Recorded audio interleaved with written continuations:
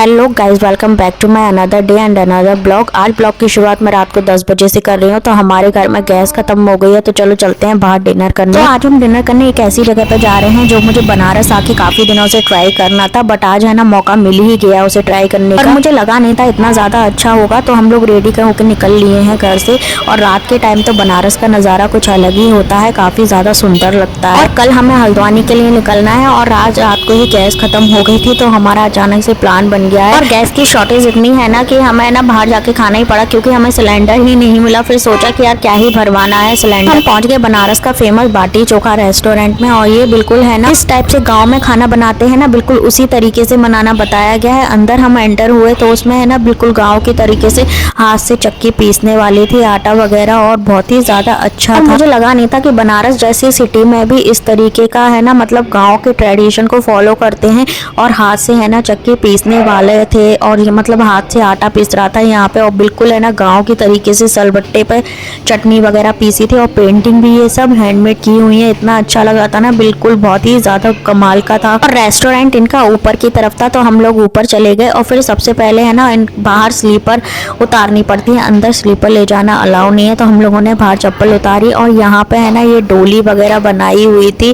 पहले के लोग गाँव में किस तरीके से रहते थे, डोली वगैरह, हुक्का वगैरह था। और यहाँ पे हम लोग अंदर की तरफ चले गए, और यहाँ पे ये सब वेटिंग में, इतनी ज़्यादा वेटिंग थी ना, बहुत ही ज़्यादा वेटिंग हो रही थी। यहाँ पे कम से कम 1 घंटा हमें वेट करना पड़ा। मैंने तो आज तक किसी भी रेस्टोरेंट में इस तरीके की भीड़ नहीं देखी। और ये डेकोरेशन का सामान मुझे इतना पसंद आ रहा था ना, ऐसा लग रहा था कि उठा के ले जाऊँ। और ऊपर से बिल्कुल लकड़ी का बनाया हुआ था। और हम लोग ये है ना गाँव में जैसे खटिया होती है ना, चारपाई, उसी पर जाके वेट करने लग गए, बैठ गए। और यहाँ का मेन्यू भी है ना सूप में था, मतलब जो चावल या गेहूं फटकने वाले सूप होते हैं ना, उसमें है ना मेन्यू था। और इस तरीके से बैठ के ज़मीन पे खाना खा रहे थे, और हमें भी है ना इसी तरीके से बैठना था। और बॉटल वगैरह सब सर्व की जाती है। और सूप देखिए कितना अच्छा लग रहा है, कितने अच्छे से डेकोरेट कर रखा है, और मेन्यू भी इसी पे लगा है। मैंने तो पहली बार इस तरीके से मेन्यू देखा है, और मेन्यू देख के तो मुझे सच में हंसी ही आ गई। और फिर मेन्यू में सब कुछ कॉम्बो में ही था, और सब कुछ है ना हमारी स्टाइल का ही था, काफ़ी ज़्यादा अच्छा था जो कि। और फिर हम लोग बैठ गए थे खाना खाने के लिए। यहाँ पे सबका नंबर आ गया था, सब बैठे हुए थे, तो हम लोग खाने का वेट कर रहे थे। और खाना यहाँ पत्तल में सर्व किया जाता है, जो कि मुझे बहुत अच्छा लगा। और फिर हम लोग हैंड वॉश करने के लिए चले गए थे। और यहाँ पे ये देखिए बिल्कुल गांव की थीम के ऊपर बना हुआ। और हैंड वॉश करने के बाद है ना हम लोग बैठ गए थे खाना खाने के लिए। और सब कुछ इतना मतलब मुझे यूनिक लग रहा था ना, इस तरीके से मतलब पहली बार मैं देख रही थी मतलब खाना, तो काफ़ी यूनिक एक्सपीरियंस था मेरा। मतलब अच्छे अच्छे रेस्टोरेंट में मैं गई हूँ, होटल्स में खाने, बट इस तरीके से जो गाँव की थीम को भी आज तक मतलब फॉलो कर रहे हैं, सर्व कर रहे हैं। और यहाँ पे धनिया पुदीने की चटनी, टमाटर की चटनी, प्याज टमाटर की, और यहाँ पे ये कटलेट इन्होंने सर्व करे थे ना पनीर के, ये बड़े टेस्टी हो रहे थे, पनीर और उड़द की दाल के कटलेट। और इससे पहले कोई और खाना आता ना, तो मैंने उससे पहले ही सारे कटलेट हम लोगों ने फिनिश कर दिए थे, क्योंकि काफ़ी ज़्यादा भूख भी लग रही थी और टेस्टी भी बहुत ज़्यादा हो रहे थे। इसके अंदर उड़द की दाल भरी हो।